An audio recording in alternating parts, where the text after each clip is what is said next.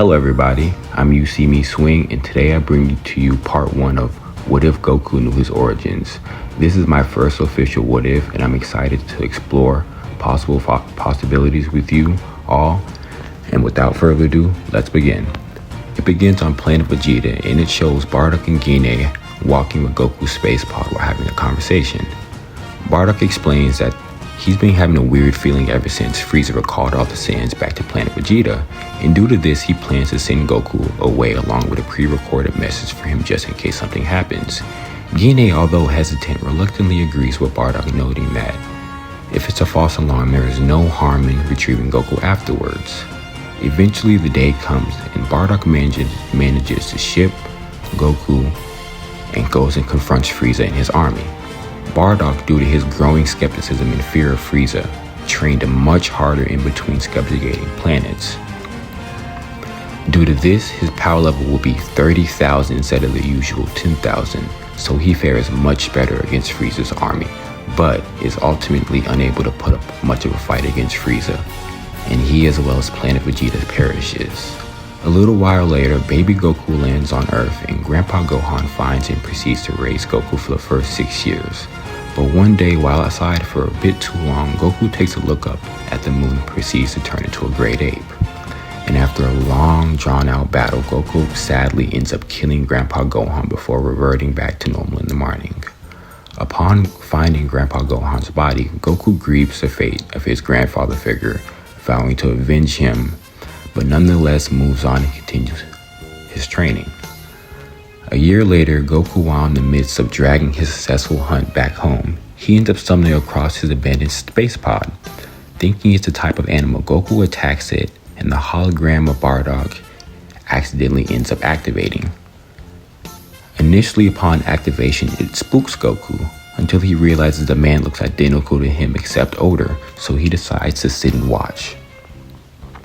The hologram begins with Bardock explaining to Goku that he is his father and that if he's watching, it means he has been killed and their planet has been destroyed. Bardock explains that they are part of a warrior race named Saiyans and that their people went around conquering and subjugating planets under the order of Frieza. But fearing the power of the Saiyans, Frieza betrayed them, and before he could do anything too drastic, Bardock sent Goku away. Bardock explains what a Saiyan is, how the biology works, and how they get stronger after near-death encounters, and their tails in Uzaru form. He also tells Goku that his power level is 30,000, and that he is miles below Frieza, and that if he hopes one day to defeat him, he needs to train as hard as possible. But he believes Goku can become the one thing Frieza fears the most, a Super Saiyan. The message ends, leaving Goku overwhelmed, but immensely excited to begin his training. Time passes once again, and over the next 5 years, Goku would dedicate every second of his day training and pushing himself to his limits, raising his base power from the canonical 10 to 60, a 6-time increase by the time he meets Bulma.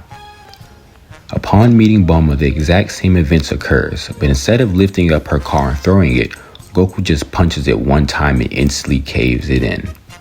Bulma in shock proceeds to pull out her machine gun and start spraying bullets at Goku, but due to his significantly increased power level, he just casually catches the bullets out of the air before dropping them. Goku then demands to know why she's on his mountain. Bulma, being terrified of this kid, instantly blabs and tells him the story of the Dragon Balls. Goku then tells her that he actually has a Dragon Ball, but she can't have it. Bulma starts to beg, but Goku cuts her off and says he'll come with her actually, but only if the Dragon Ball stays on him. Bulma agrees and then proceeds to open up her capsule case and throws one out.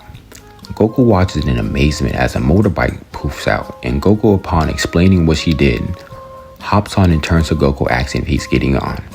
Goku, always willing to grow stronger, declines and states he'd rather run. Bulma, needing no reason to object, shrugs her shoulders and darts off with Goku following close behind. Within a day of travel, Goku and Bulma come across Turtle being harassed by the talking bear, begging for help. Goku, unwilling to see a defenseless animal in danger, immediately springs into battle with the bear and defeats it in one swift blow to the gut, knocking it out and saving Turtle. Turtle thanks Goku and asks if he and Bulma could bring him to the ocean. They do so, and upon arriving, he asks that they wait for him. They agree, and within a few hours, Turtle appears carrying a strange man on his back. Upon reaching the shore, the old man asks which one saved his turtle. Bulma slightly nudges Goku forward, and he admits to saving Turtle. The old man grins and introduces himself as Master Roshi and states that for saving his turtle, he'll give Goku a gift.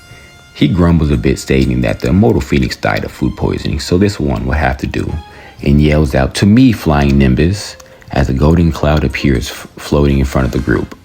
He explains that only the pure of heart may ride this, and Goku, being excited, quickly hops on, and although Bulma tries, but she falls through. Bulma whines, stating that she helped too, so she should get something as well, before noticing the Dragon Ball around Roshi's neck and asking for it.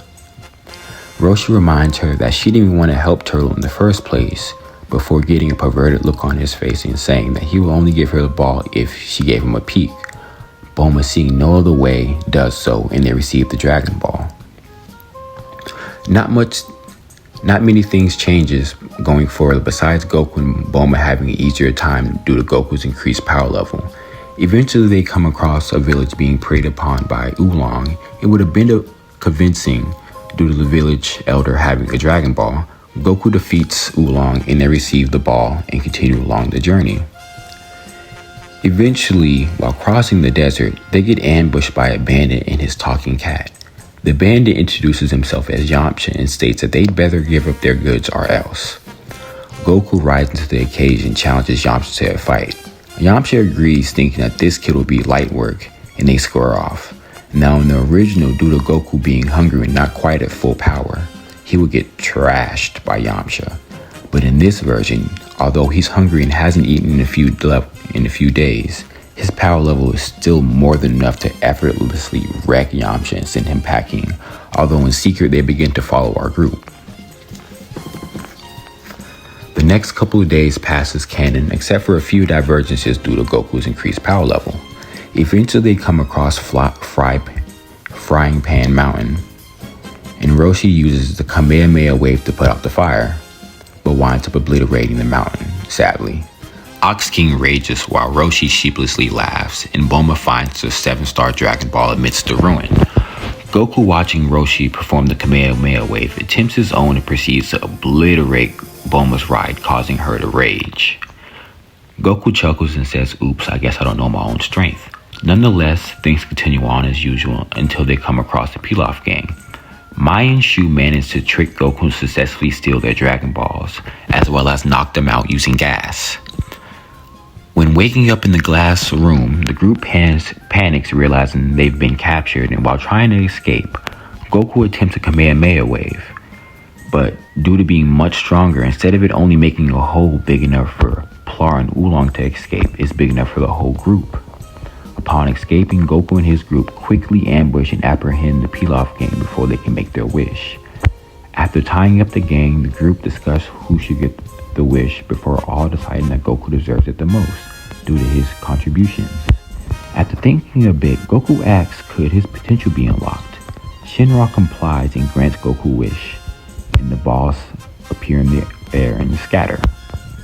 Upon the wish being fully completed, Goku will begin to feel a massive surge of energy, instinctively letting his ki form an aura around him, cratering the ground, drastically raising his power level from 60 to 180, a 3 times increase. Goku will stand there staring at his hands, absolutely astonished at his power, before starting to shadow box. Eventually he stops and the group says their farewells before going on their separate ways, with Goku calling Nimbus and heading to Master Roshi to train. And that concludes part 1 of What If Goku Knew His Origins. I know it might be pretty shoddy, but please bear with me. I have a lot in mind for what I'd like to do in the future. If you have any suggestions or comments, please feel free to leave them in the comment section. I'll read every comment I come across, as well as like and subscribe if you enjoy. Have a good one.